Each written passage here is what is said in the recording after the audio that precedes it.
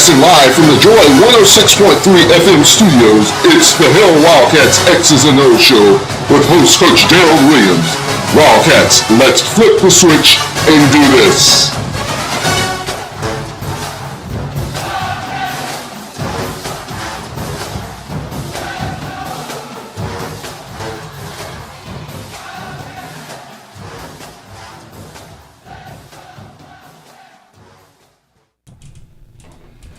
Wildcats win! Wildcats win!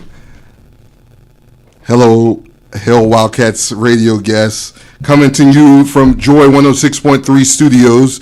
It's the Hill Wildcats X's and O's show. Welcome. I'm here with my co-host, Mr. Ralph Smith, and Mr. CC Cruz. Guys, how was your week?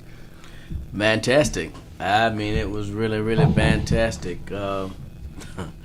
We got a win, and we had a big win. Most definitely. Huge win.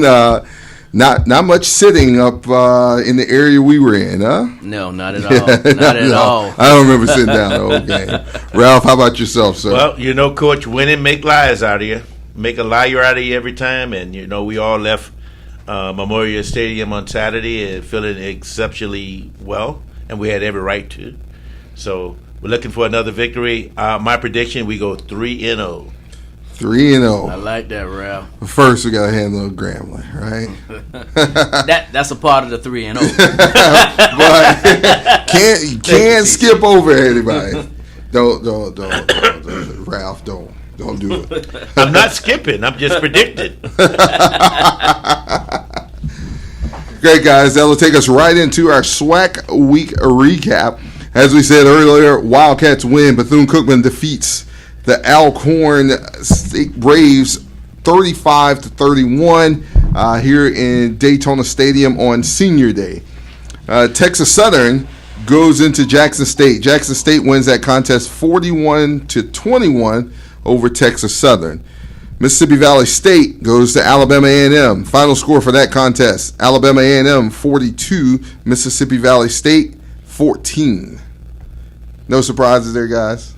Not really. No, not at all. Alabama State goes to Prairie View. Final score of that game, close one. Prairie View 24, Alabama State 20. Surprise? No surprise? No. Not for me. Not for you. All right.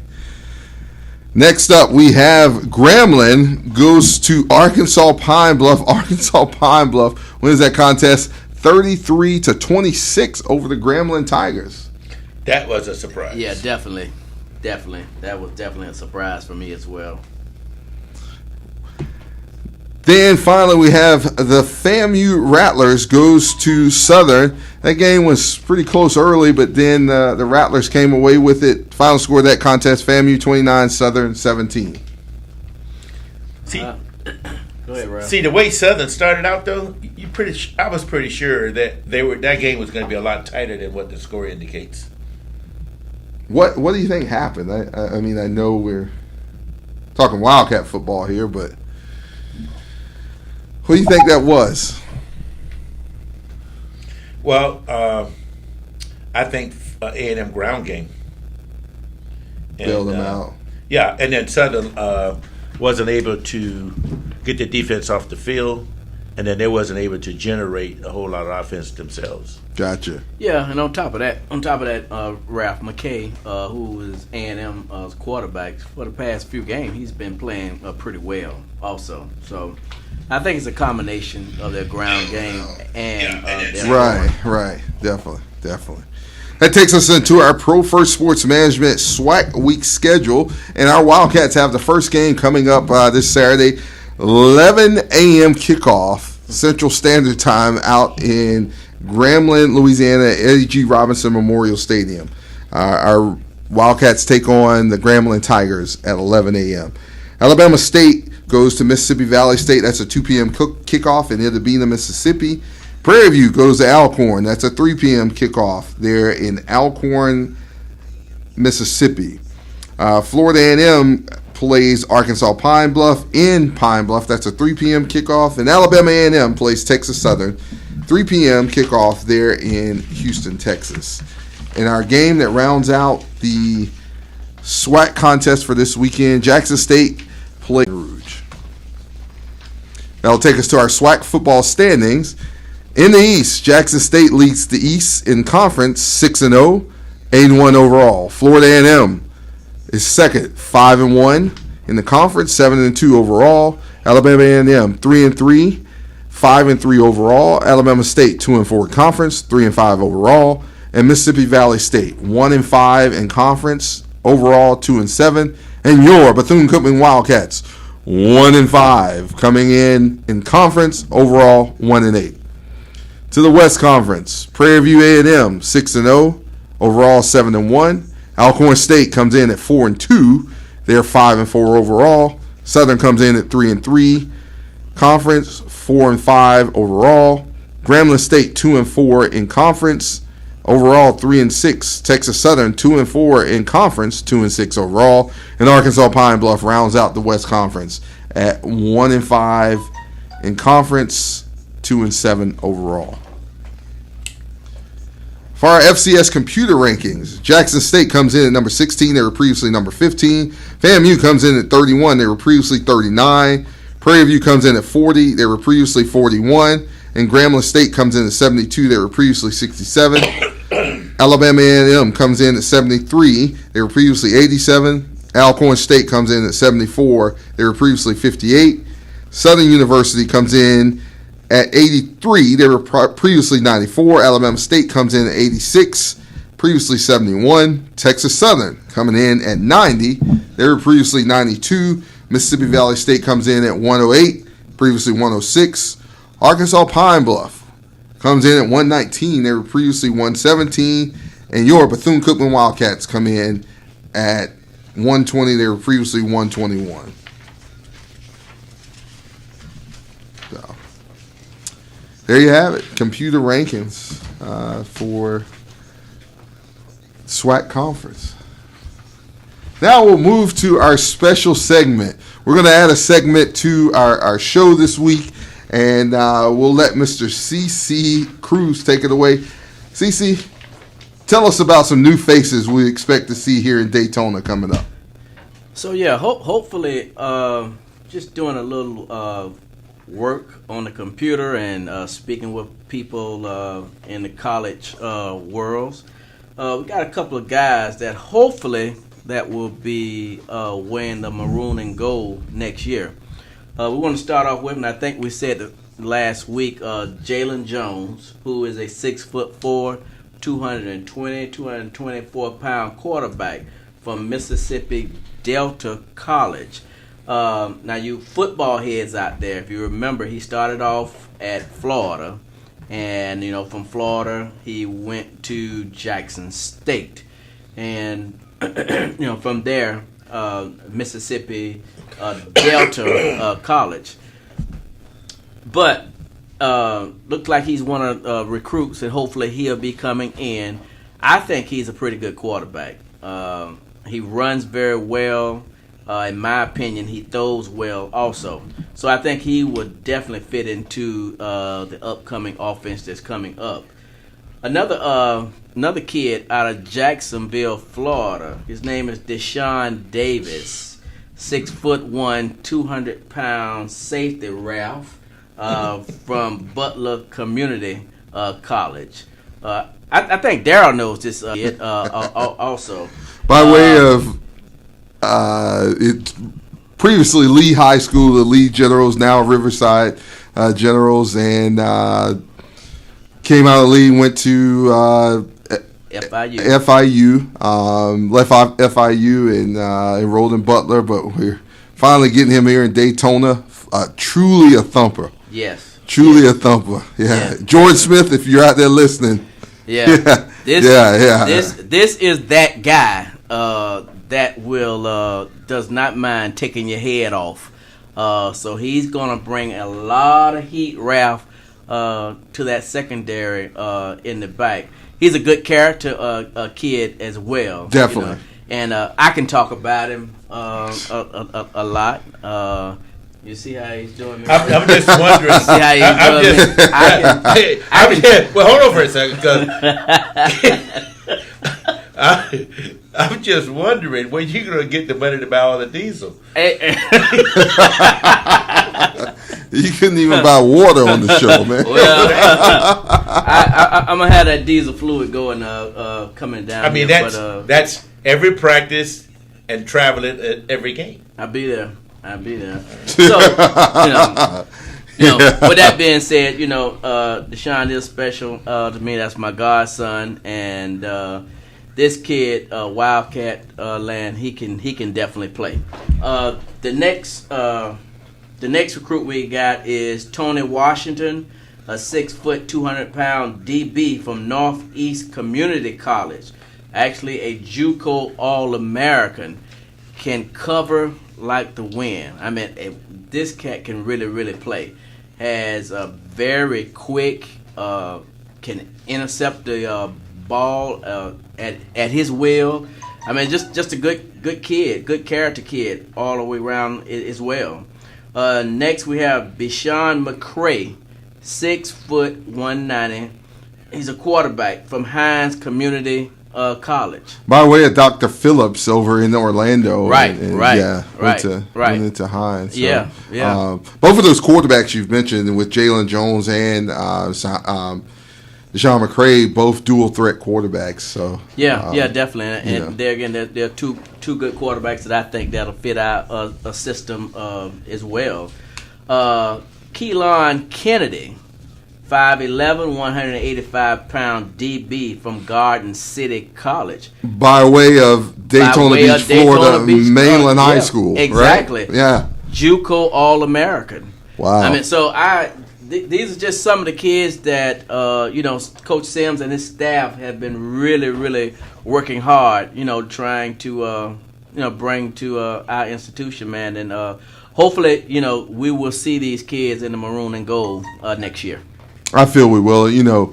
Talking to Coach Sims before the show and this week, he's looking forward to quite a few of those kids coming in and really factoring in to help us out greatly here on our football team. Yeah, so, and with a lot more to come. Right, and I will say, Darryl, Cookman is really doing a lot of recruiting. They are really out on the recruiting trail. Most definitely. Hitting it heavily. Right now I know we're going heavy, junior college, but I also know they're hitting the trail for our high school guys also. So, right, exactly. Everyone, I'd like to welcome to the show Mr. Jerry Bell. Jerry, welcome to the show, sir. Hello, gentlemen. How are you guys? Good, fine, sir. How about yourself? How about you? Doing well. Just trying to keep up with you guys and hearing the news of players that are being recruited and looked at by Bethune Cookman. It's exciting stuff going on. Most definitely. And I know we just talked about 5 gentlemen. Jerry, have you heard of any other ones that might be coming in or being looked at by our coaching staff? I have heard some names, and say one kid I'm pretty excited about, and saw the kid at the stadium on Saturday, and saw his dad, a kid by the name of Jalen Oliver from Tallahassee. His dad, Sam Oliver, is a big Bethune Cookman fan, and I've known Jalen since he was a little kid, but right now he's from Tallahassee. I know FAMU is on him heavy. I know there are quite a few Power 5 schools that are on him heavy, including SEC school, ACC school, some others. And so the kid's also a great track star. He anchors the 4x100 relay team up at Lincoln, and I think he came in second place last year in the state. And he's a great academic kid. So he helps you APR, and just all around, just a great athlete, good kid, good family. He's what you want. I mean, everything you want. So. Most definitely, and hopefully we can get him here on campus, and he does not stay in Tallahassee. I know if his dad has, anything to say about it, it's definitely a commitment to the maroon and gold. you can steal a kid out of your rival's backyard and get a kid with Power 5 interest, then you probably help yourself, especially when, again, you don't have to worry about character issues. You get a kid who boosts your APR because of the GPA. So that's exciting. I know there's some other local kids who I believe there's some eyeballs on from the Maroon and Gold. Like to see some of those local kids stick around as well, both at Mainland and Seabreeze. But just again, exciting times, and like to build off this momentum. And you know, we won a game this past Saturday. Feel like we won 8 games. Yes, indeed, man. So, but no, you like to carry that momentum while things are running high. And you know, there was a lot of good things that happened on Saturday. You can point to these kids and say, "Look at what happens when we do our job. When everybody do what they're supposed to do, and you have a chance to come in here and help us out."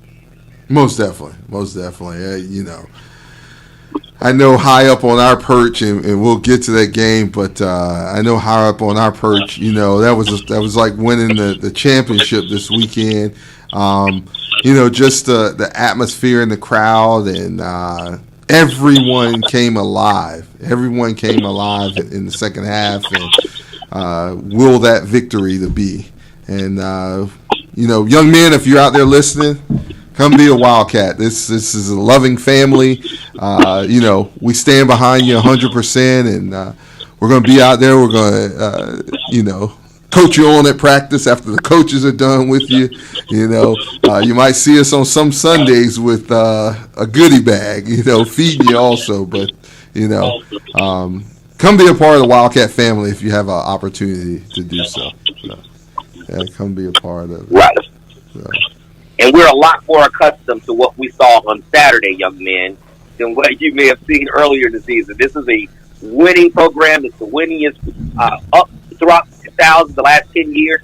No HBCU at our level has more wins than Bethune-Cookman. So this is a winning program.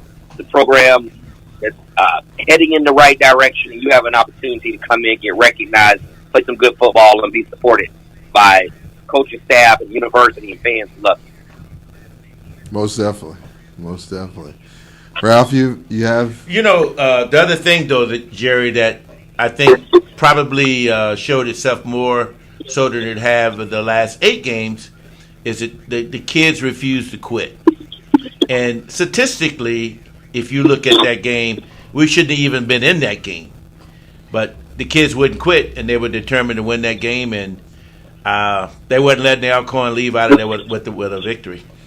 That's what I'm impressed with. You know, right. Just unnormal circumstances where, you know, you're playing at noon. You're kicking off at noon, you know. Yeah, we'll have to do it again this weekend, but, you know, once we got settled in, and it was go time and W time. So, yeah, definitely. And you know, I think the last 5 minutes of that game actually showed everybody that knows anything about Bethune-Cookman football who we really are. Right. Because that showed character. It did. It was detail-oriented, Exactly. Just, you know, okay, we need to do this. If we get this, then, you know, we're A-okay. You know, it also showed to where we knew what we had to do to finish. You know, we've talked about it all year, finish. And finally, it was a photograph finish. Yeah. It was truly a photograph finish. And all the kids was aware of what needed to be done to finish it. Right. They were all aware, and if you could see them on the sideline, they were really in tune to the game. Definitely. And that I was very impressed with that. Definitely. So that'll take us right, you know, into our Alcorn game recap, guys. You know, as we said earlier, senior day there at Daytona Stadium on this past Saturday. Wildcats come out with a victory of 35-31 over Alcorn State in front of 3,600 people in the stadium. You know, game was moved up. There was a threat of weather. Right. But, you know, God bless us to have a great Saturday, man. Yeah. Weather held off, a little breezy. Yep. But hey, it was a great day for football. Definitely was. Great day for football. So, and everyone showed up. As far as players, LaDarian Wilson. 3-yard run with 12:27 remaining, and then our defense had two huge fourth quarter stops against Alcorn. To win that game. So. I think what you're seeing now, Ralph, you're seeing a team that's, I think, getting their footing and really getting in shape now. And you can tell, as the season goes on, you can just tell, from when they didn't do anything in spring, to now. Mm-hmm. I mean, these kids are in shape. In addition to that, though, and we've been saying this all year, people don't realize we're playing everybody close, but we're an exceptionally young team. Right. We're young. Very young. Very young. But we played everybody close. Right. Right. And, I was talking to Coach a week or so ago, and I asked him, could he please bring back the El Paso team? and he said he was looking for that team. In that game, you even saw a different, Coach Sims, just, very much in the game to if there's a bad call or whatever, Coach Sims is into the refs. We need to call a timeout at a critical point in time. He calls a timeout, and I saw Riley give him a 5 on the sideline, and, he was just animated. And like he even told us, Kamari Everett was like, "Coach, can I get the crowd up?" And he was like, "Hey, it's the last game, home game. Go do it." And you saw the fans standing up when the defense came off the field after a big stop. That's it's. And let's not leave out guys, these linebackers. Coach Sanders has really got these guys going, and I think Ontario Johnson, he leads the SWAC in tackles, and what's the other kid, the other linebacker, Darryl? I think he's Tekeven Thomas. Tekeven Thomas, number 19. Yeah, these kids are playing exceptionally well. So shout outs to Coach Sanders. I mean, they're really going. But as you said, Ontario Johnson had 15 tackles on the day Saturday. Yeah. He's been a machine. Yeah. And Caleb Sutherland, another guy, added 10 more to it. So And I'm telling you, the more you look at Cookman play, they are really getting their foot and ready to go. I mean, so I'm looking for a big win this weekend moving forward. Not just, let's talk about Amari Hill Robinson. Pivotal, right. Pivotal interception. Exactly. At the right time. I know Jerry and I were standing up there talking, hey, make Felix press. Make him press. He will turn the ball over. Turn it over. Right. And, Well, a couple of times Jerry called it, and we almost got it. I'm like, Jerry must be really no Felix. Well, the thing that Felix was doing, from the time he got the ball in his hand, he was staring his receiver down. So you pretty much know where he was going to throw it at. Yeah. And there was no secret. Yeah.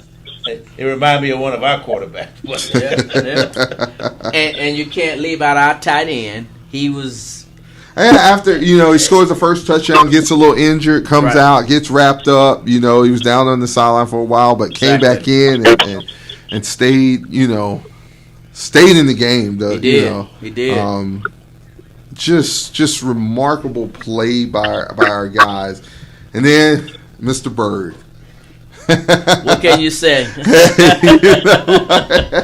Yeah, Mr. Bird is just on a whole nother level. I'm sure he saw his cousin, Mr. Robinson, on the sideline. The second, Jimmy Robinson, the second. It's like, oh no, what I'm saying, this guy doesn't think I have it, and all of a sudden, goes coast to coast with it. Yeah, so. Definitely. So. Oh, let me be honest. You guys gave me a little bit of credit. I told you guys this is a part of the game where Felix start pressing, and if we, he's gonna give us a couple of opportunities. I called that one right. Now I was dead wrong about that kickoff. I'm saying, man, we got Q shot. We need Bird to be fresh to play running back. What are we doing with him back there? 94 yards later, I'm like, do what you do, coach. I take it back. In the same breath, man. It was remarkable. Yeah. Just really remarkable fight. Here's, number 70, Christopher Grant comes in and just, the kid did not want to leave the field. He got injured in the game and didn't see any more action. But, and that's what it's about. I mean, you had to take his helmet just to keep him out of the game because he wanted to go continue to fight with his teammates. You know? Christopher has made himself known from the Jackson State game. Yes. And he is a very physical defensive tackle. And I'm telling you, things look a little different for the Wildcats, up front. Not taking anything away from the other defensive linemen, but he just adds that extra thump he does. Inside as well. He does. But let me say this, though. Now, I know Wildcat fans, you guys have been saying all kinds of things about Coach Sims. And probably some of it is warranted. Some of it is warranted. But one thing you need to understand that those kids are play for Coach Sims. Yeah. And they showed you that Saturday. Yeah. They will play with him. They're going to stick with him. It's something about him and the relationship he has with his team. Because any other 0-8 team would have packed it and gone home 2 games ago. Yeah. But these kids are still in there battling 0-8, and they played one of the best teams in the SWAC. And it's not just on Saturdays. I mean, when we're out at practice, you hear these guys, ripping and raving in practice. They're coaching each other up. Yep. They're getting each other up. They're finishing drills. They're doing everything they need to do to make sure they are prepared on Saturdays, no matter who they line up against. Right, exactly. So. Yeah, and so, I think that's a great point. You're right. It has been all year because you really don't see, you saw the big comeback against South Carolina State. There's some other games that, they really fought. There was something that happened in this game. I don't know what the moment was, but the team that we saw in the second half against Alcorn was that was the best half of football we played all year. Agreed. Bar none. Yes, so, indeed. Right. So indeed. I don't know if it was the halftime speech. I don't know what happened, but really, if you think about the entire game, right? The first quarter, I a couple times I'm thinking, both teams seem like they're afraid of success. One team make a mistake, the other team come right back and don't capitalize. And then in the second quarter, man, Alcorn got rolling, and I'm scratching my head thinking this might get out of hand. So we kept it to a 10-point game. Came out of halftime. Dylan Lee with the big stiff arm, just showing him, I've been in the weight room, you haven't. Put the guy to the ground, taking 81 yards, cut it to 1 score. Alcorn come back and they score again. Then Sean Bird thing, 94 yards kickoff return. And then you just felt something. You can almost feel the energy. It wasn't really Alcorn. They didn't play poorly, but something came alive in Bethune. They were like, "We're gonna win this game, and there ain't nothing you can do about it." You felt it coming. You knew it was coming, but it was what I was used to seeing in Bethune-Cookman football, where you just got to a certain part of the game and you knew which team was going to win, and they just put it all together. I hope they carry that over to the next 2 games of the season, but that's what we've been waiting on all year. So whatever that secret sauce was, put it back on the burger. And I do believe we will take it into Grambling. From what we saw at practice this week, it was, locked in. We can do it. And that's they knew all season they could. It's just, okay, we got to lessen the mistakes. You lessen the mistakes, and you learn from the games that you have lost, and you don't make those same mistakes, and you come out victorious. Yeah. Huge shout out to Shannon Patrick. Yeah. Came in, poised in the pocket. and you take off running when when the hole was there, and just to hit on vital passes, coming across the middle, then to hit DJ Powell for the first down, Ladarian Wilson running like a man, and Thompson, right. Hey, we got to will it to be so, Right. they ain't gonna give it to us. Right. We got to will it to be so, and that's what every guy did. Yeah. And hopefully, when we go into Grambling Saturday, that we carry that same attitude that we had the last 10 minutes against Alcorn. Definitely. Because that last 10 minutes against Alcorn was determination. Definitely. And they were going to force their will, and they were successful in doing that. Hey, can I say this? So I want to say this. And I know, we love Bethune Cookman football. I want to say this about Alcorn. I felt like Alcorn, that was the best FCS team we played, not named Jackson State. That was a really good football team. Yeah. They made some mistakes. Yeah. But that was a good football team. And I with good size. I don't know how Stafford Anderson is the number 2 rusher on their team this year. That was the big number 31, the running back. Right. Yeah. That man was slow, but he's not the leading rusher for them this season. And I don't know if it's because of injury or something else. But Nico Duffy, number 5, is their leading rusher. But Stafford Anderson, number 31, man, that kid. Look, I was in the stands and I ain't want to tackle him. Yeah. That was, they put him in to play bully ball. Yeah. And he did that. Yeah. You see why that team has been so good for the last several years, because that was a really good football, a well-coached team, and which makes this even more impressive. That, again, in my estimation, that was the second best team we played all year, at our level, and yet we beat them, which gives me hope for the rest of this season and hope about this team moving forward. Most definitely. Agree. Team stats from this Saturday's game. Total yards, Alcorn State 476, Bethune-Cookman 335. Passing yards, Alcorn State 300, Bethune-Cookman 250. Rushing yards, Alcorn State 176, Bethune-Cookman 85. Penalty yardage, Alcorn State 5 penalties for 42 yards, Bethune-Cookman 8 penalties for 71 yards. Alcorn State 27 first downs, Bethune-Cookman 13. Third down conversions, Alcorn State 9 for 15. Who's right there behind them? Bethune-Cookman 7 for 14. That's one stat we talked about weeks ago that had to change, all right? Fourth downs, Alabama State 1 of 1. Bethune-Cookman, he didn't have to try anything on fourth down. He would punt it away or we scored. Time of possession, Alcorn State 35 minutes, 14 seconds. Bethune-Cookman 24 minutes, 46 seconds. Bethune-Cookman comes out with the win 35-31 on Saturday. All right, guys, that takes us to our grading period. All right. Pass, fail, or push. Pass, fail, or push. Quarterback play. So, if I'm going to say quarterback play, I got to break it up. I got to say Shannon Patrick, A. I got to say Black, C-. Okay. Well, I'm just going to I'm going to just keep it with Shannon A.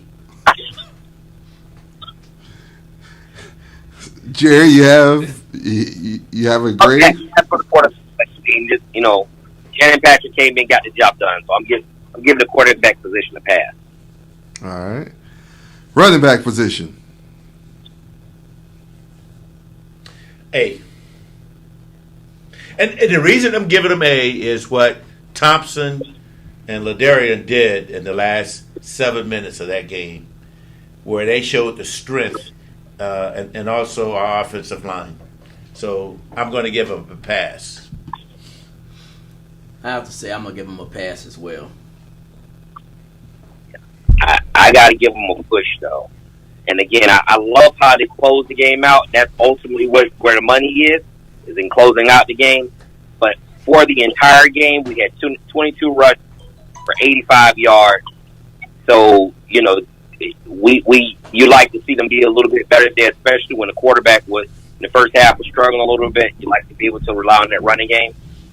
They did their job at the end, no doubt about that. But just took a little while. It took a little bit too long for me to give them an A.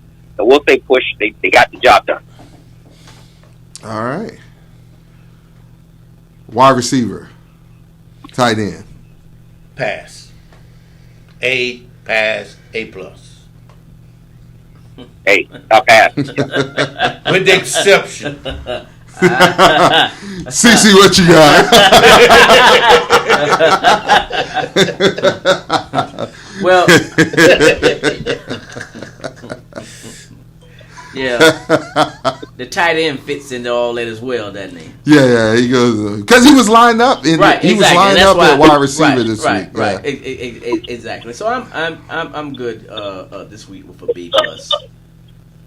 Yeah, but I mean, I get what you're saying. But we had an 81-yard touchdown reception by Dylan Lee, by a receiver. Right. Third down conversion where the twin went up on top and just. So they made some plays at that position. They did. So how do we add that up to B plus though? I said I gave him a pass. I gave him a plus. I'm not trying to change anybody's grades. I'm just trying to trust. but I am. Next position. Because I don't agree with his grade. So wait, hold on for a second. So why do you give him a B plus? Well, okay, so let's balance it out. Okay, you got your tight end, who to me is always spectacular. Okay, you had Dylan, who actually, he caught a long touchdown pass, but that's two people. Okay, they wasn't an A, but they wasn't a B. They was a B plus. Now 14 caught 2 or 3 passes as well. Okay, I said B plus. So what? Okay, all right, Jared. Just hold on for a second. What would it take for them to get an A? Do a little bit more than what they're doing, and Who? you're gonna as a group or an individual? As a group, as a group, and I'm not talking about it no more after this. As a group. Okay, all right. I want to see all more. Right, okay. I want to see more of. Man, take it away, Jared. CC, real quick. What did they do that you have some apprehension on? If you have apprehension, it sounds like. Well, no, I really don't have apprehension. I actually think that we have some good wide receivers. I really do. But I think sometimes, and let's not forget. We had Shannon threw a pretty pass in the end zone that just, so that you have to bring all that into play. So in my mind, I said a B plus, and I'm standing by a B plus. So if you had to, what would you give the first half, wide receiver wise? First half, I'm going to say a stiff B. Really? And that's a stiff B. Jerry said, really? Let me tell y'all something. We're not finna have a jump on CC section. So let's go to the next, because I feel like that's what this is. Go ahead, Jerry. So, I'll say this. I was worried about our entire team in the first half. I thought, for as well as we played spectacular in the second half. I'm saying yes. Bethune Cookman played spectacular in the second half. That first half, it's done. There was some bad football being played. Just some things that were just you thought there were some things that wait a minute, I thought we cleaned these things up, and you think you get a little bit more. from some positions and just collectively. But that first half was rough across the board. And I tell you what, the fact that they kept them from scoring on that last drive going into halftime was huge, because the score was 17-7, and it wound up limiting them to a long field goal, and it came up just short. Kept it at a 2-possession game. We couldn't afford to give up a touchdown there, but so that was huge. But I thought the first half was hard to find. It was hard to find a position group that stood out to me. A position group that stood out in the first half. Thank God it's a 60-minute football game. And so the same way that we say the first half was rough, we've gone through some stretches where we played well, but just had a rough stretch here and there that hurt us. Well, this time the first half didn't come back and bite us because the team pulled it together and played so well in the second half. But that first half was rough. I agree. Yeah. Hey, listen, I don't know exactly what Coach Sims and the rest of the coaches did at halftime. I wish I had a microphone in there, but whatever button they push worked. I mean, that again, they came out and not only did it wasn't just that, it was how they played, because Alcorn continued to play well and they answered score for score, but Bethune-Cookman outlasted them. So I'm gonna let you get back to your grading. I'm really impressed with what happened after halftime, but I was nervous at halftime.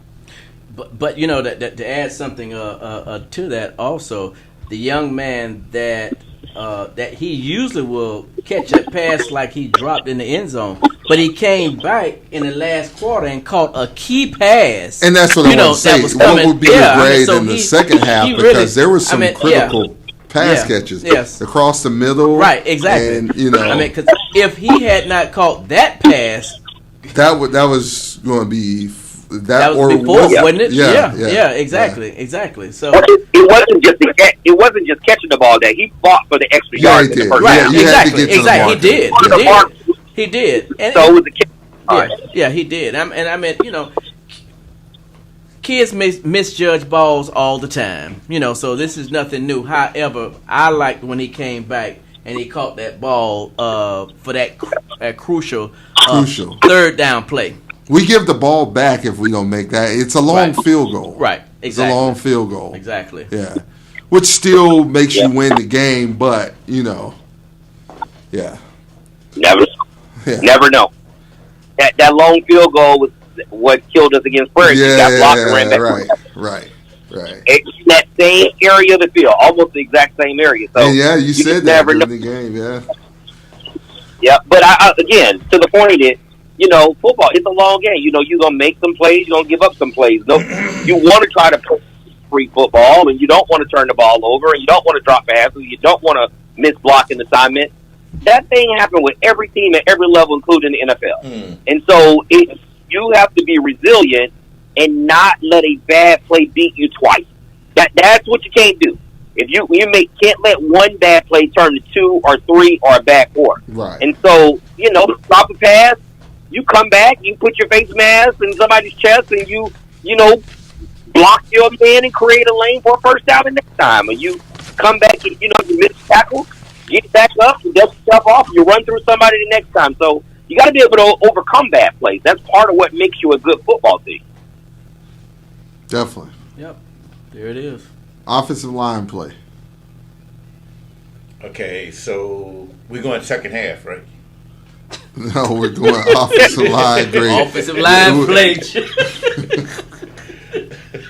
Oh my God. It's a 60-minute game broken into 2 halves. All right. Oh my God. So I'm gonna give it a push. I usually get a grade from you, Ralph. Can I have a grade? I'll give it a C. You give it a C.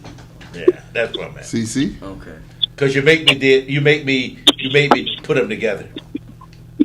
Okay. All right. No, I'm going to give him a B. I'm going to give him a B. Because so you want us to sit up here and question you how you give a B, right? No, I don't want you saying anything. They got 85 yards rushing. Yeah, but they've done some other great things as well. Jerry? Right. Yeah, I give them a push. They gave up no sacks. That's good. Correct. Again, we you still had to play the first half, and you still get 85 yards rushing, but they were able to run, what traditionally we call a 4-minute drill. It started at about the 5-minute and 19-second mark, I believe. So, they ran the last 5 minutes off the clock. That's any coach in America would take that. So they did some good things, but it just started too late to excuse it. There's a lot of coaching for it. Yeah, they were. So push it. Push. Love how you finish. Start that way next week. Start today. D-line. Love how they finish. D-line? Yes, sir. Push. What does that push? What is that? They barely made it. So, what the grade is for that? I don't have a grade. Okay. Oh, okay. I said they barely made it. Okay. I said they were good. Is that because of allowing the man-child to... No, that was because of 435 yards. But not all that. 476 yards. But not all that was on the ground. No. Are you saying we had But the D-line factor in on passes and rush. Because if you don't give him a chance to set up, he can't pass. 476, right. man, it's almost 500 yards. How can you sit here and give him an A on that one? Nobody said that But they got an A. Nobody said that they got an A. I saw A printed on this no, forehead. No. Because of number 70. No. No. His distant godson.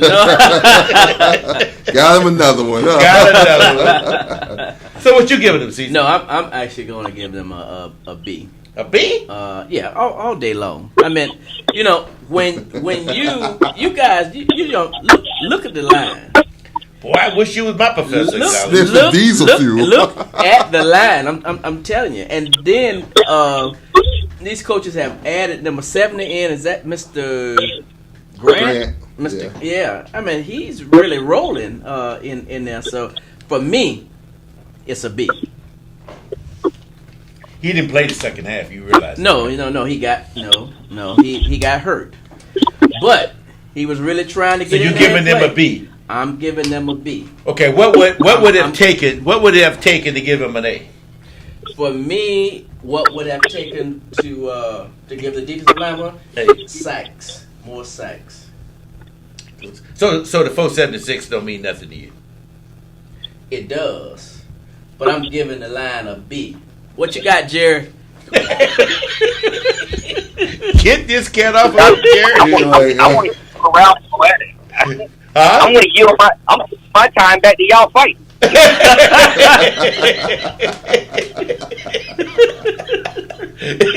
Man, he said, it's a rough night. He said, take it over, Jerry.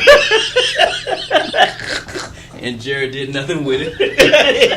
CC, Mr. Stephen Holmes say you're way too generous. All right, Mr. Holmes. All right. Thanks, Mr. Jones.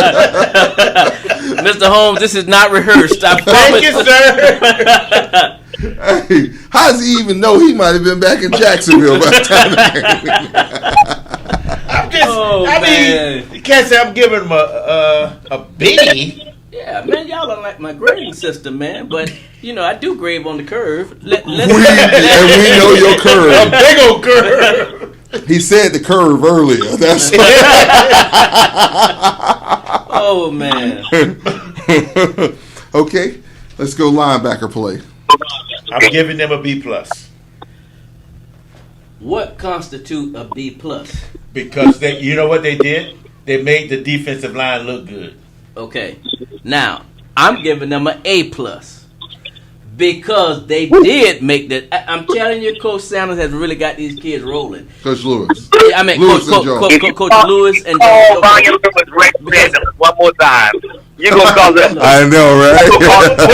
He even spoke to you tonight at practice. He say you call him Reggie Sandlins one more time. Ryan's not going to be your friend anymore. Yeah. Well, I hope he will, man. I mean, because You're going to get Sean in trouble early. don't do it. I mean, no, he really has these linebackers really playing, and you know, a lot of that, in my eyes, has to do with the defensive line as well.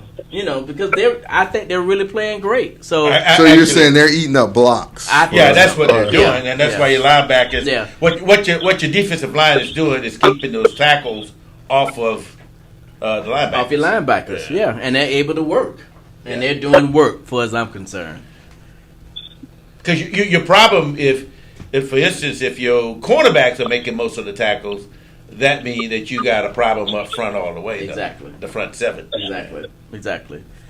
I think you're seeing better play, not only, you know, just all the way around, from the defensive line until the linebackers. It's a lot better play. And I don't know if that constitutes them adding in number 70, because he has played an impact to that game. But also the DN. Reeves, 44.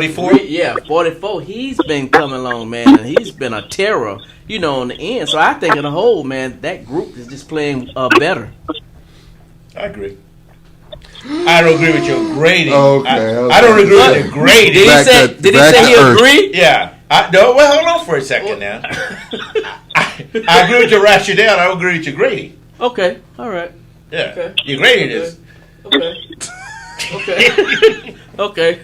Jerry, what do you think? I'm not nearly as generous as CC, and so I give them a pass.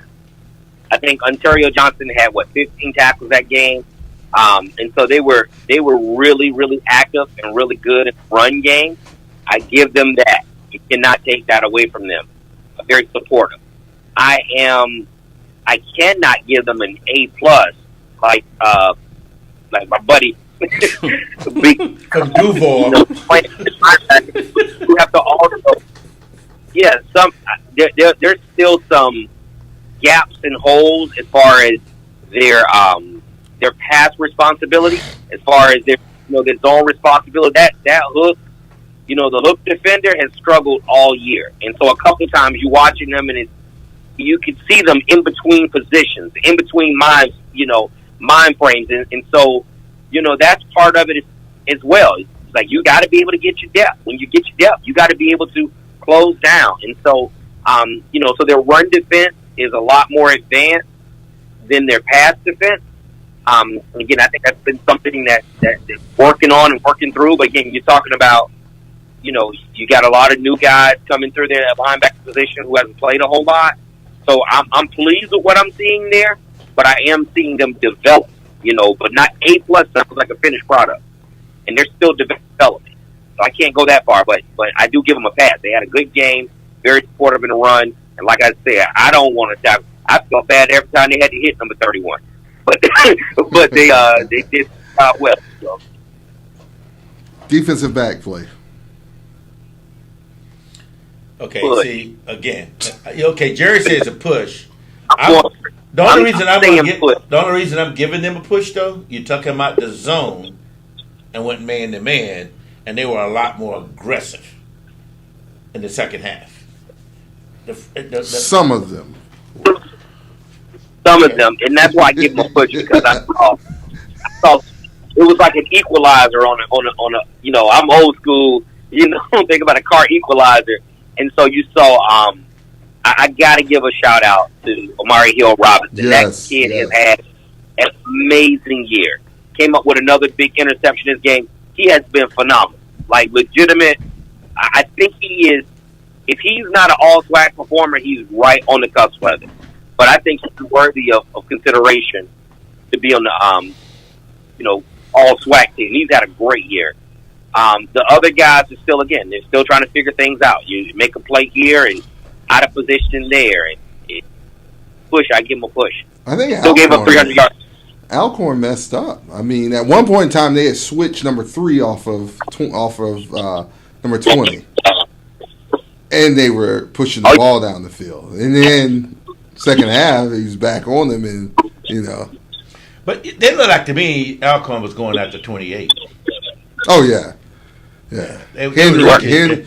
Henry had a. They were searching for Henry. Yeah. Yep. You got That's why it's push. push for you. Yep. And Push. so, we know Push. Henry's a good footballer. Push. I really. So you should have let him go ahead and grade. Push. You forced him to push. You. Push. I wanted to hear this grade. No. I already knew it was going to be subpar because we heard before toe touch leather. Mr. Holmes out there, Wildcat, push. When such Jerry, when such and such gets here, you know what I'm saying? When such and such gets here. Oh, wow. Is anybody concerned about this $80 of fuel? No. Next year we won't be concerned. It's all free. We don't have to even worry about it. All right. Special teams play. Why are you looking at me like that? You're the elder statesman.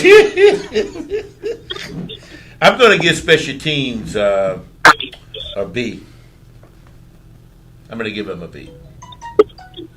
Why, Ralph? Well, this is the first game our kicker didn't mix the extra point. I think he kicked one or two in the end zone. And, of course, we had the 94-yarder. Right. And actually, he almost had another long run as well. So why not an 8? Well, because they're a long ways from being perfect. Okay. So I give him a B. Okay. When you give him a B, I'm gonna give him a B plus. I can go B plus. I just can't go A. Give him a B plus. You wouldn't just go B with Ralph because No, you just have to be different. no, I'm not gonna do that. Okay. No, I think they played very, very well. You know, I'm looking for more coming up this weekend. Stephen Holmes, special teams actually played well in his opinion. Had good punts and we made extra points. That's all you can ask. Thank for. you, sir. Yeah, that's right. CC, what do you think Jerry's going to say? Special teams. Well, Jerry's gonna say anything opposite of what I've said. So we'll see in a minute. We'll see in a minute. That's my buddy. We'll see in a minute. What you got, Jerry? It was definitely a pass. I thought special teams was one of the best units. I mean, you get I agree with you. You got a 94-yarder. You get, they called it extra points. We covered well. Heck, number 10 was one of our best players. I'm talking about 10 for this. Yes, sir. He had white and purple on. Yes, sir. He definitely was. Unfortunately, I just realized, I was just told they had two number 10. They did. They had a shorter one, they had a taller one. The other number 10 right, played one of them defense. Right, he played corner. Yeah. Oh, he was a good player for us, too, because Kamari gave him the big. Yes. All right. And for last, coaches.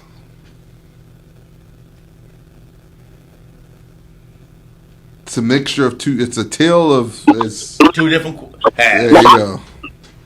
Well, let me say this. In the second half, for the first time this season, the offensive coordinator almost proved to me that he was actually in the same stadium that we were in. Oh my God. Okay. No, seriously. Somebody check with the Ralph Cup, man. That man Really? I'm telling you. What do you say, Jared? check with them Ralph Cup. Being extremely honest, I would on this. I agree with Ralph because we have been in situations previously. Yes, we were behind in those situations late in games that we had to do this to win the game. On this point in time, you had to do ball management, you had to do clock management to win the football game still. Not give the ball back to them. We had to make first downs. At a period in time, you had to put the ball in the air. You just, you had to put the ball in the air just not to give them the ball back. And he made some critical, great calls at a critical part in the game where most offensive coordinators panic. And, See, he was in the same stadium we were in. That's what I'm saying. And a huge testament to Shannon Patrick also, and we know that comes with experience, but, put the ball where only your man's going to throw it. Like, he threw the pass to Kamara, we didn't catch it, but he was the only one who's going to come down on the ball. Yeah. Exactly. So, if anything. So, I mean, you think about Thompson haven't really played significantly since El Paso. right. He comes in critical. Ladarian really haven't played that much all year. No. He comes in Critical. So the offensive coordinator was in tune to what he needed and when he needed To close the game out, to finish. Close the game out. You got one of our listeners. We had Dan Mullen's staff in the first half. Yes, we did, Jerry. And Kirby Smart in the second half. I agree with that. I totally agree with that. See, even the callers agree with me. Yeah. You get like CC now. Well,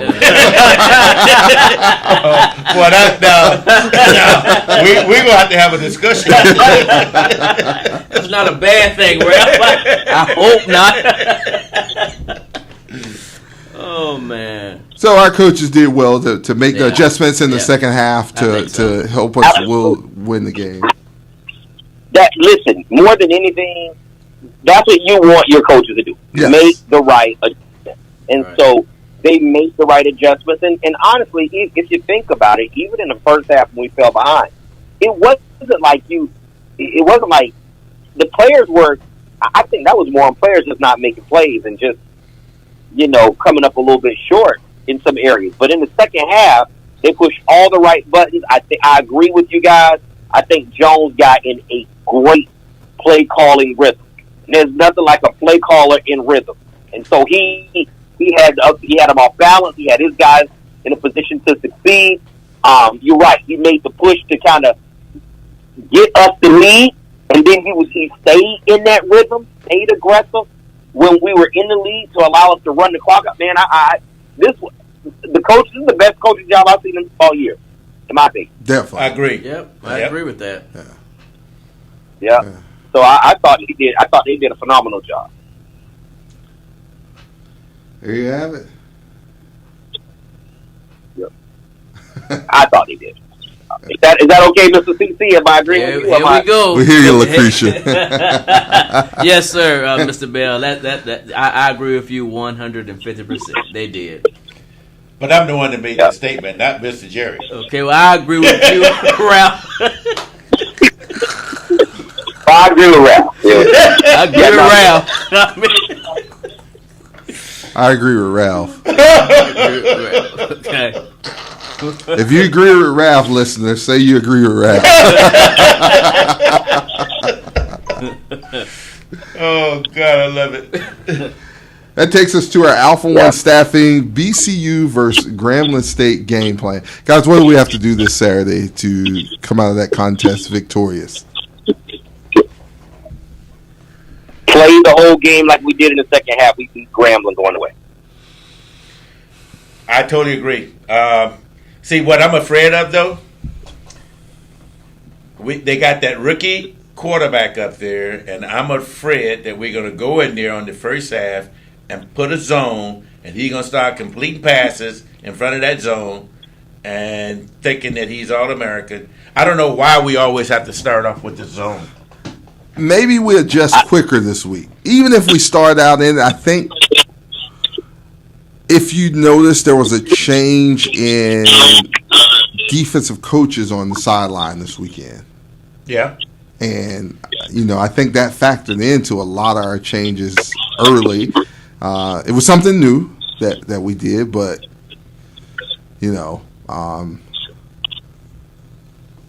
going in there level head, ready to go play, I think you can come out victorious. Well, we certainly hope so. I mean, I'm predicting us going 3-0, so. In our last two games against Grambling, they've been 0-2 against us. So I think if your offensive coordinator, Coach James, if he can go in that game with the same kind of rhythm And confidence that he had in the second half. If he can go in there starting off that way, if the defensive line penetrates, we will win that game. There's no question about it. I agree. What you say? Yeah. Well, hold up. Say it again. Jerry, listening audience, No, I agree with CC. Oh, okay. What On that comment. What did Jerry say? On that comment. Jerry. Yeah, Gramble's not a great offensive team. They're not. And so, I think we can put up points on them. This has nothing to do with football. This is me. The next statement I'll make has nothing to do with X's and O's on the field. Traditionally, we have always struggled in that last game going into the Florida Classic. And so that's in the back of my mind. We got, usually looking ahead, and we've had some pretty bad upsets in that week. I think what we have going for our benefit is this team is now kind of getting some momentum, and they have a lot more incentive to go out and win this game for the sake of pride. But, when you look at on the field, Gramble's not a great offensive team. They do have a good defense, but I think we got some matchup advantages, including the Thompson kid coming back in and running in the backfield. I like that kid. He helps out your play caller because he keeps you on schedule. And that's something that, Keyshawn Bird obviously he's phenomenal. He's a speed guy. But sometimes those speed guys, they're always looking to make the big plays, and sometimes you get off schedule in the rhythm of your play calling because instead of second down and 6, you're dealing with second down and 12 because the guy trying to make a big play. So right. I think just a mixture of guys coming back, being able to stay on schedule, being able to stay ahead of the chain, I think we go out here and have a good game. Agree.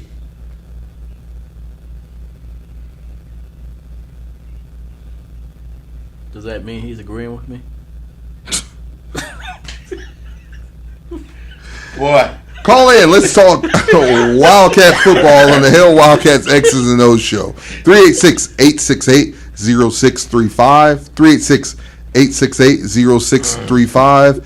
Talk to the Hill Wildcats Arm Chair QBs, Daryl, Ralph, and Jerry.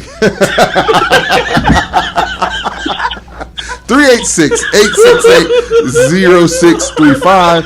386-868-0635. Hill Wildcats X's and O's show. We want to hear from you, fans. Let's talk.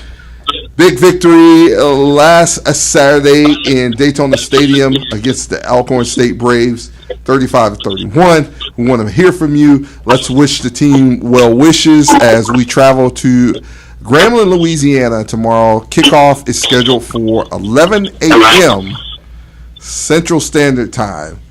11 a.m. Central Standard Time. Hill Wildcats, let's go Wildcats. We'll be traveling to that contest there in Grambling. So call in. We want to talk to you. 386-868-0635. 386-868.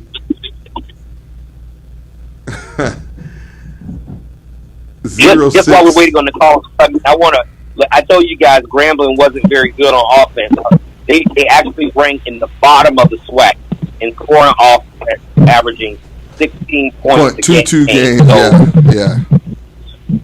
146 points on the season compared to the opponent's 247 points. So right. They're also not good in yardage. No. 216 yards per game. So that's not a very good offense. So you like to think if you go out and play assignment football, you don't turn the ball over, you like your chances to be there and to win this game. Caller, you're on the Hill Wildcats X's and O's show. Welcome. Good evening, gentlemen. This is Vernon Jackson from Palm Beach. How you all doing today? Hey, good, Mr. Jackson. It was good to see you on Saturday. Thanks for coming up in Section B, high up in the sky. Oh yes, and the weather didn't change on me because I came back here to Palm Beach Sunday. Was cool, but not like Daytona because I had to have a jacket on in the game. But I felt like that was a championship game, and I felt in my spirit, if you don't remember, last week. I said, I feel a victory in my spirit because the teams have been coming too close not to win it. Right, definitely so.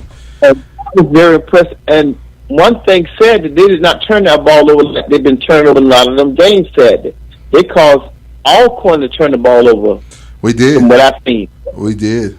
And you capitalize off of those turnovers and things of that nature, and that, that helps you win the game. That's something that we haven't, been able to do this season. So finally putting it all together, and then it gets you a victory, Yes, I remember CC saying that the score was going to be 34-28. He came very close. 34-20. I remember saying that. You had to remind us, Mr. Jackson. Look here, Mr. Jackson is my classmate, 84, and we found that out. And say that again. I can't. What was the score again, Mr. Jackson? You said 34-28, and you was very close because it was 35-31. Yes, sir. Mr. Jackson. But one thing I was going to do, I wanted them in the end to score the other touchdown to make a statement. I know they kind of just ran time out, but to make a statement to the other team, never just count Bethune-Cookman completely out. Yeah, I think, it would have been nice to score another touchdown, but, a W at that point when, you're 0-8 is just, if you want about point, it's still, and I think that's what was on their mind, Right. So, but hopefully we'll get those touchdowns this week, and the ones we left on the field this past weekend. So. And go like you said, go 3-0 these last, especially beat them Rattlers, because a lot of my background came out of Tallahassee. I was born in Palm Beach. Me and my sisters, but all my family come out of Tallahassee. I was just happened to be born in Palm Beach with my sisters, but we just need to beat them snakes. We take the head off the snake and let the snake at rest. Got that right, Mr. Jackson. I like that, Mr. Jackson. What we need to do is put them out of their misery. Correct, because they right now they riding how they feel like they can't be beat. But the thing about it, Bethune-Cookman has come alive. Definitely so. And we look forward to beating the Tigers first, and then we'll go looking for serpents. Yeah. Go to the one more thing, gentlemen. Yes, sir. All right. The young man I was telling you about Jacory Brown, he's the star running back for Palm Beach Gardens High School. They're in the playoffs. They play tomorrow night. They play against Treasure Coast High School, but he's the running back. He's the starting running back for Palm Beach Gardens High School, number 13, Jacory Brown. Okay. We'll make sure we keep an eye out, and we'll tune into the stats for that game to see how Mr. Brown does. Most definitely. Yeah, definitely so. Well, we thank you. Yes, sir. Same to you, Jackson. Dell Wildcats, and let's get this W on Saturday. Yeah, go Wildcats. I got some bad news for Mr. Jackson, though. Mr. Jackson, Palm Beach Gardens going to have their hands full because Treasure Coast, yeah, always, definitely. So we've got some great players out of Treasure Coast. Yeah. And, Devin James. Yes, call the roll. Number 82. Yeah. So 386-868-0635, 386-868-0635. That's 386-868-0635. If you call in, please do not mention who was close on the score. Please. It's rough enough here in the studio already. There's not even room for myself and Ralph because somebody else is. The head is getting big. I don't know. Every time it's contract time, you guys show out. Man. Contract? Have you looked at your contract? Jerry's gonna go. It says attend every show. 386-868-0635. No, it's all fun here, guys, and our fans definitely. on the show. It's all love. We love Bethune-Cookman football, and we even go out to practice and joke with Coach Sims and laugh at Coach Sims and the other coaches and things of that nature. But we just say keep supporting. See what supporting does for our guys. They could have gave up a long time ago. Right. But and not to hark on it, but one of the players even asked, like, of course we had a cookout for the football team a few Sundays ago, and one of the young men asked, why did we do that for them? Because we care, and caring goes a long way. And it doesn't have to be big. It doesn't have to be big, but showing them you care, and then they come out on Saturday and show you how much they care about you as a fan. And that's what it's about. So, we just have to keep on pushing, going into some uncharted territory. I don't know when the last time. None of these guys who were here played against Grambling the last time we played against Grambling. So, going into an area where, the game was moved up for a reason. It's going to be a little chilly there. So, And I'm thinking, wasn't Cookman the last team to beat Grambling in the hole? I don't know. I think. Grambling lost 2 games this year. But before this game, they were the last team to beat Grambling in the hole. And fans, these are the last 2 games that we got. We need to really come out and support. If you can't go to the game, support them on the radio. Support them on television. I don't know if it's showing on television, but just support them, man. They need our support. If you're on Twitter, keep up at Hill Wildcats. Right, there is. I know my main man, I think, is going to go back to tweeting. We were on a little strike there for a little while, but we're back up and running now. So let's keep on supporting, man. Yeah, and no doubt. Like I said, we have to beat Grambling before we even worry about what's happening in Orlando. But if you're planning on going to Orlando, buy your tickets now. Definitely. Buy your tickets now. I was up at the ticket office earlier today, and the ticket director there was, wondering. He said about a week ago, man, where are my Wildcat fans? And all of a sudden, he's been inundated, and tickets are going. Yeah. Tickets are really fast, going. And we're not looking ahead anybody. We definitely know we got this Grambling game coming. But we want you in the place. That's what it is. Exactly. We want you in the place. Exactly. So, definitely so. Call in. We're talking Wildcat football, 386-868-0635. Tell us what your winning game plan is for this Saturday against the Grambling State Tigers. Our Wildcats play Grambling State 11 a.m.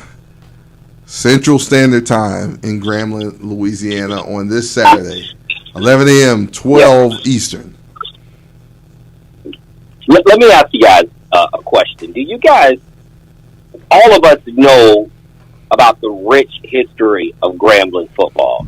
Do you think these kids understand that? I mean, they're going into Grambling.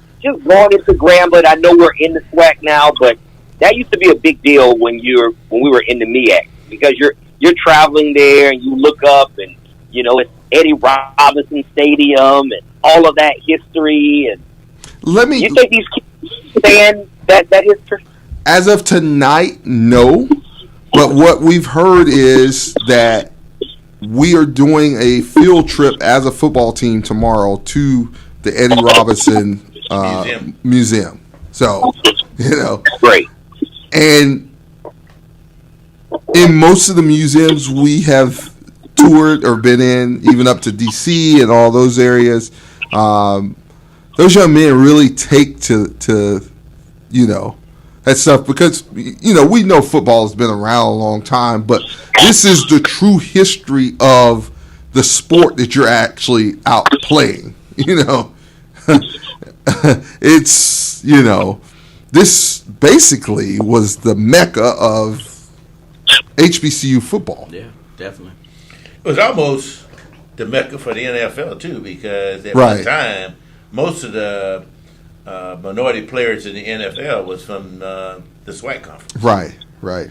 And at one time, the leading receiver in the NFL was from the SWAC. Right. So, I hopefully that visit tomorrow will have a great effect on our guys, and it's a once in a lifetime experience for our guys to be able to visit the museum, and as Coach said, you'll hear numerous times where guys are like, "I'm coming back to visit." Never in their lifetime, if they didn't play football at Bethune Cookman, or at a HBCU, do you get this opportunity? It's just who knew is what it comes down to. Exactly. Who knew? But yeah, definitely. Yeah. Well, that's great. And I know the last time we went to the hole, I think that may have been Coach Sims' best win. Yes. Oh, it Back definitely was. years ago, I think that's 56-52 is what I believe that final score was. I think you're right, Jerry. We saw both Quentin Williams and Larry Brim playing that game, and I think Williams started, Brim came in, and Brim got hurt, and Quentin came in and just lit the board up, man. Yes.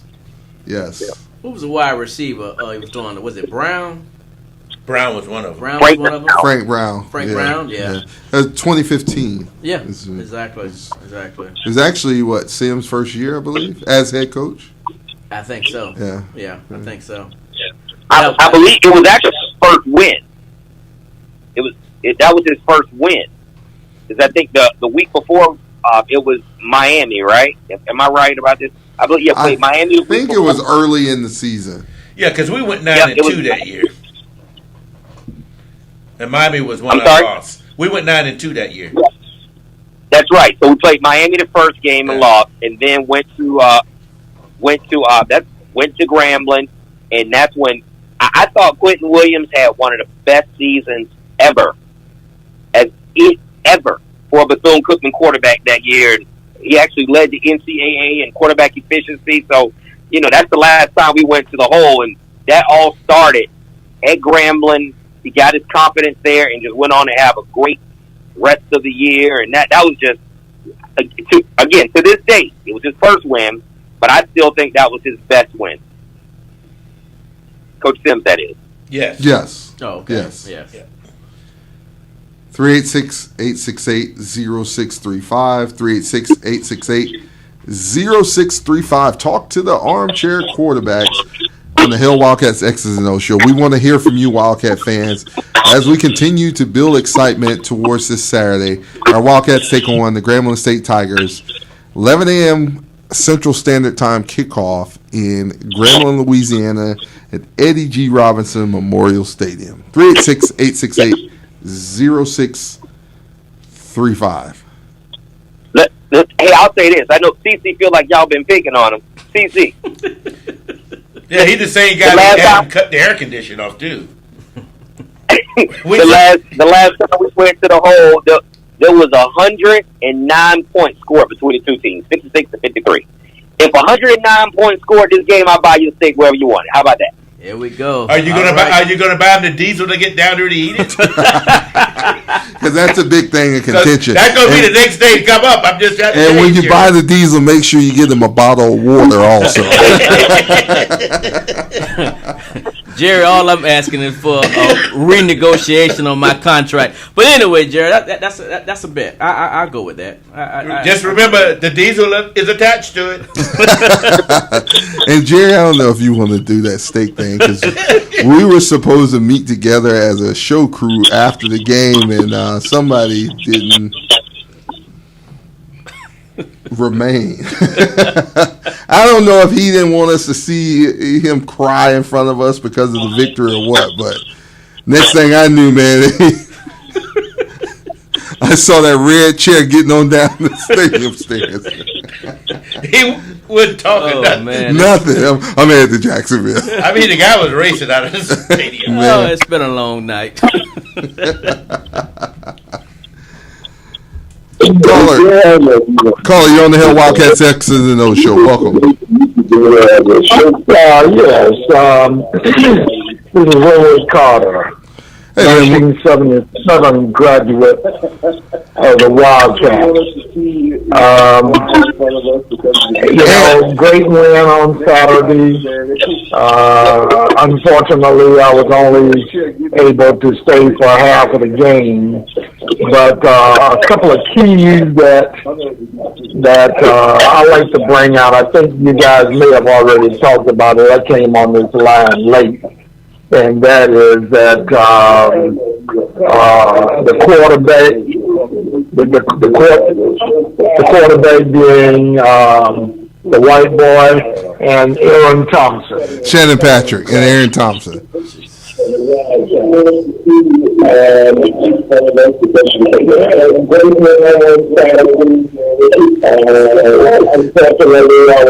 Mr. Linwood, if you could turn your radio down a little bit, if possible. Yeah, definitely. Their play was remarkable down the stretch, and the decision making was bar none.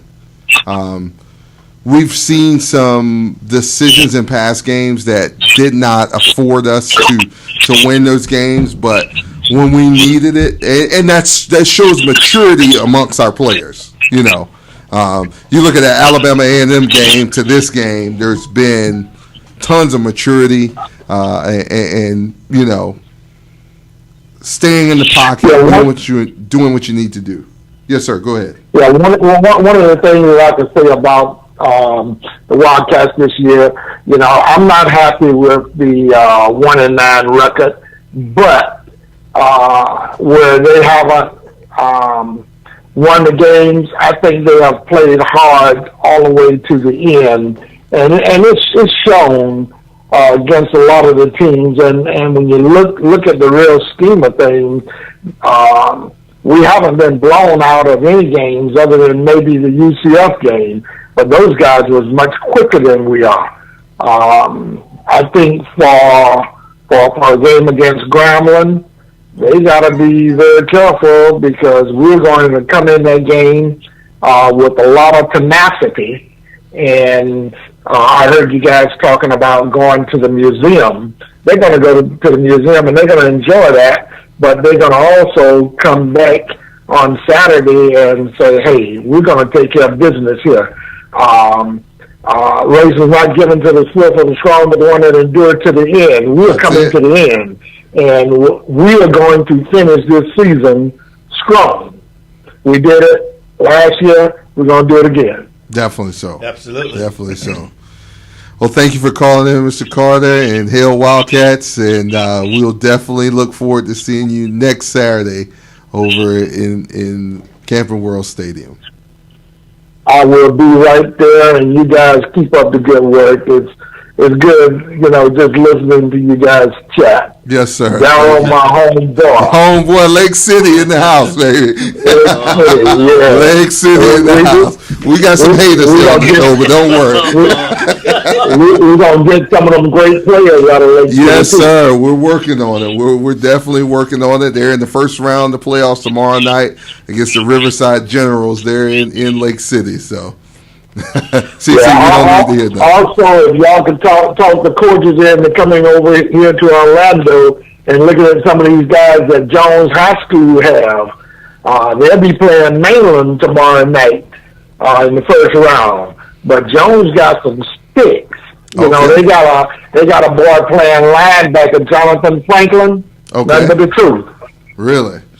Well, we will definitely get that word to Coach Sims. I'm sure he's listening to us, preparing to head to Grambling tomorrow. But we'll make sure that the coaching staff gets over there to and watches film on those contests. So, we thank you for calling in, and we look forward to hearing from you next weekend. And hail Wildcats! Let's get this victory. Yeah.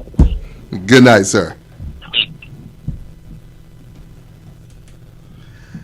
You guys are, never mind. You guys are haters, man. Don't worry. At least he said guys. Right. So you're not alone. No, not this time. Because Lake City is a hole. Is a hole.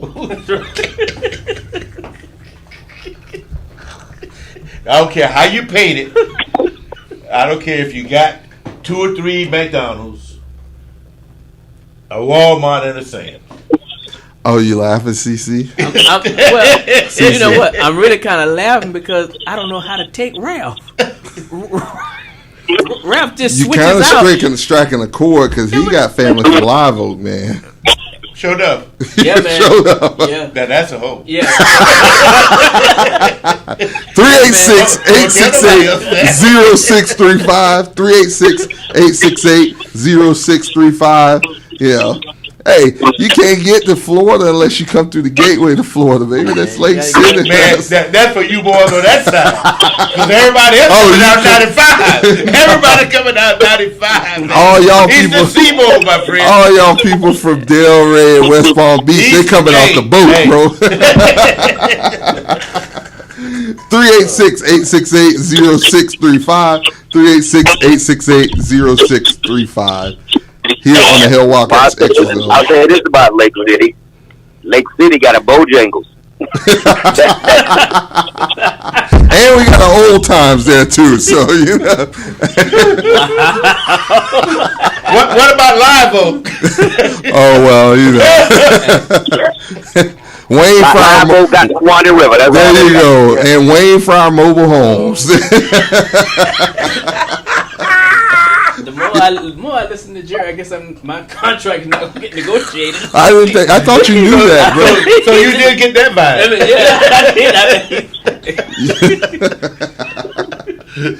Keep up the great work, Jerry. Okay.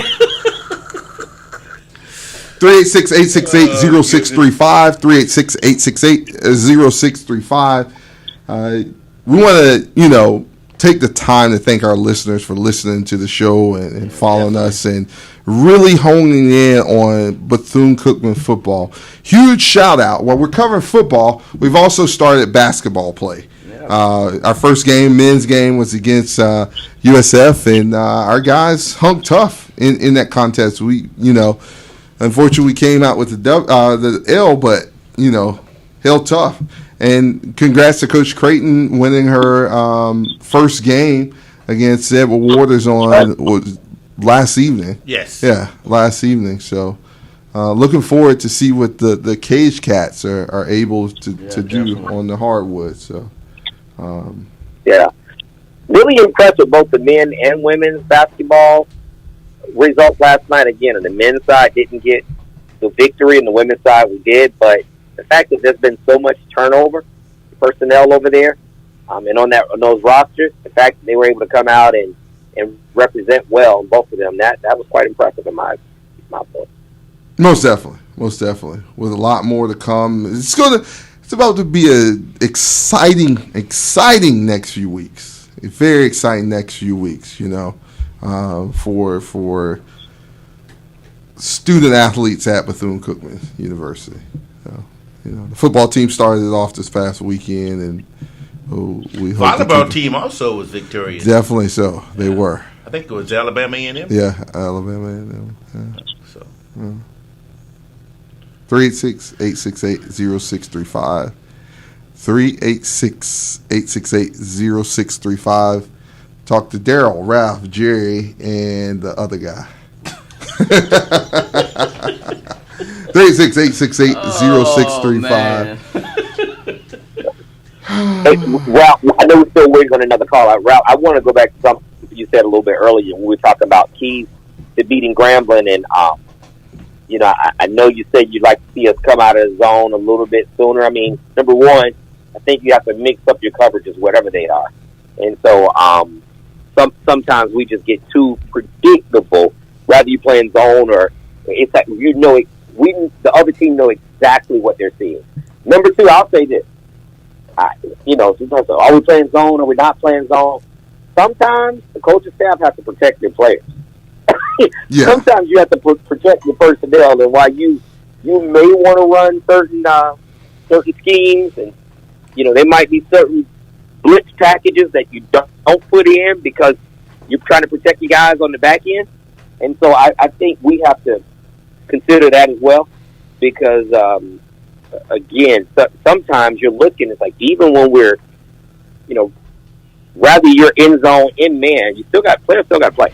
Still got to execute. You still got to run the play that's called, and you got to be able to execute it well. And so, I think I'm saying that from the standpoint because I saw a lot of shell coverage at the beginning of the season. A lot of predictable shell coverage. It was the same coverage. Get in the same circumstances, so you weren't making the defense think or second guess. I don't like that. But then as the season started to go on, I started thinking, okay, I think they might be trying to hide a couple people. And so I don't know how you coach around that. You gotta. Sometimes you just gotta let guys go out there and play. So rather it's cover 1, cover 4. They haven't seen them run much 6, but whatever they call. We need these guys to go out there and execute plays that are called, perform well in the system, and and see if we can just go and do our job individually. 11 guys doing their jobs individually, that we can come out of Grambling with the win and carry some momentum heading into that rivalry with the state team up north. And I think that is a lot of it. There has been a lot of injuries in our secondary. Dees, Miller missed a game, was out. Just a lot of turnover with our guys, and really the whole team.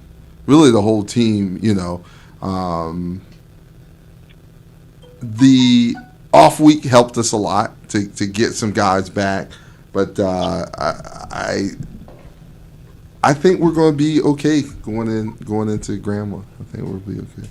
Caller, you're on the Hill Wildcats X's and O's show. Welcome. How you doing, brother? There is Willie Jackson. Willie, how you doing, man? All right, good. How about yourself?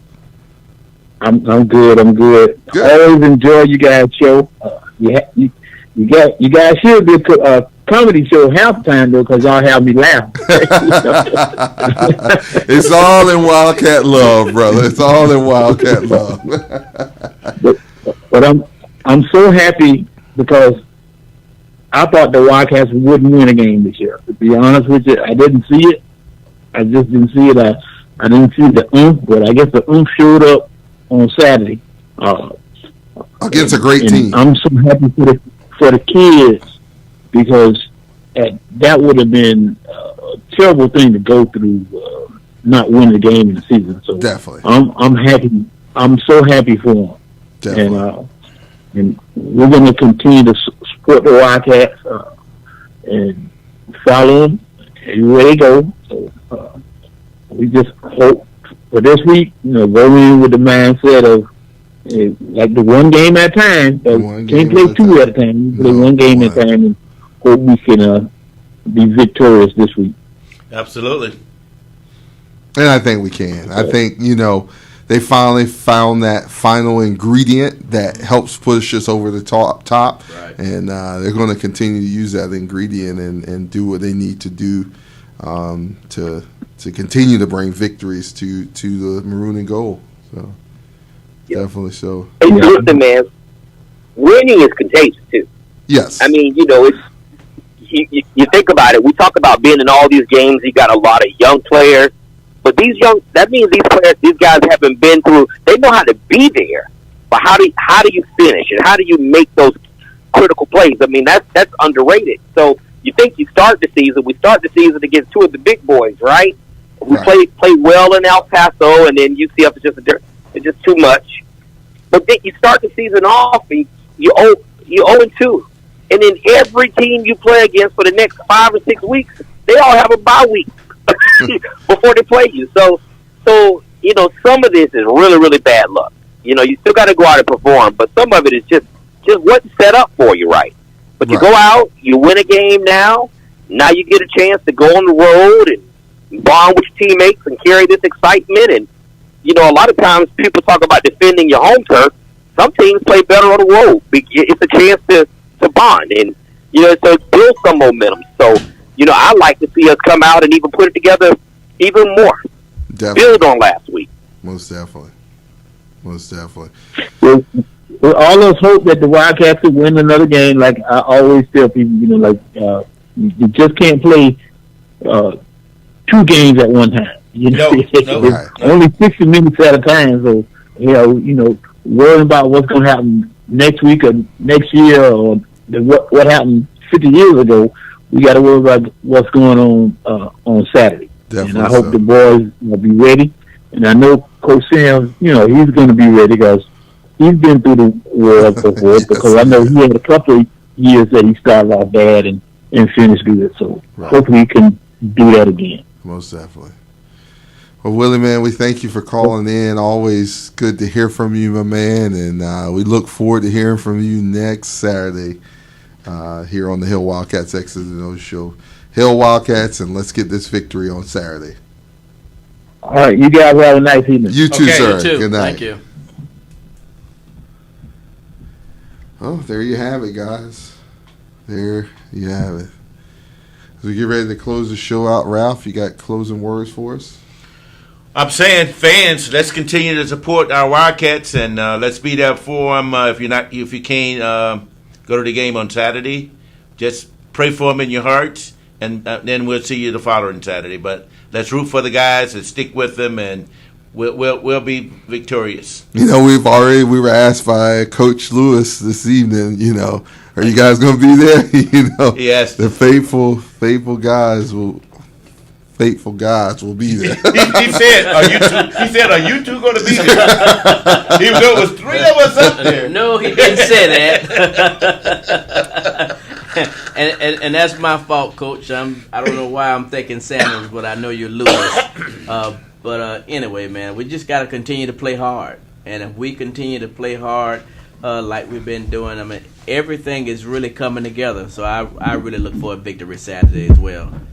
I also have a prediction in scores. People have been asking for my prediction. Because you're good at it. Yeah, because I am good at it. Exactly. So, my prediction this week Pen, is... please. Yeah, get your pen. Please. Let him do the drum roll. He's too big to give pens out of anything. Get my assistant to give a pen out. Okay. All right, here you go. My prediction is 30-17, Bethune Cookman. 30-17, the good guys. The good guys. All right, sir. Good luck. 30-17. 30-17. All right, there you go. Jerry, closing words. Yes, sir. I don't really have a prediction. I just want to see Bethune Cookman go out, win. I do think that if they go out and play again as well as they did in the second half of last game, as I mentioned earlier, I think they'll win this game. There's a lot of stuff going on at Grambling. Obviously, Bethune Cookman spent the first half of the season, going through their own turmoil and trying to adjust to not having an off season, and just a lot of adversity. But props to the coaching staff for keeping this team together, putting them in a position to win. Grambling seems to be going through their own turmoil right now, and so let's go and give them. No one felt sorry for us in the first half of the season. Absolutely, we were going through our team. Nope. So I think if we can go out, I would love to see us start fast. We've been a slow starting team. We can start fast, jump on these guys early. They may not want to be there at 11 o'clock in the morning their time. So, let's get out, play hard, play well, play together, play complementary football, and come back home with a victory. Let's definitely get out of there healthy. That's the main thing, and looking forward to a great trip, a victorious trip. These young men and coaches have worked for it, and they deserve to continue with this winning spirit. And we'll be right there to bring it to you from Eddie G. Robinson Memorial Stadium, Saturday, 11 a.m. Central Standard Time. For my co-host, Mr. Ralph Smith, and yes, our other co-host, CC Cruz, and our main man, Mr. Jerry Bell with HillWildcats.com, I'm your host, Daryl Williams. Hail Wildcats. Let's get this victory and go Wildcats. Have a good night. God bless. See you next Thursday, 8 p.m. Hail Wildcats. Hail Wildcats. Hell, Wildcats. All right, boy. Ladies and gentlemen, the Bethune-Cookman University alma mater.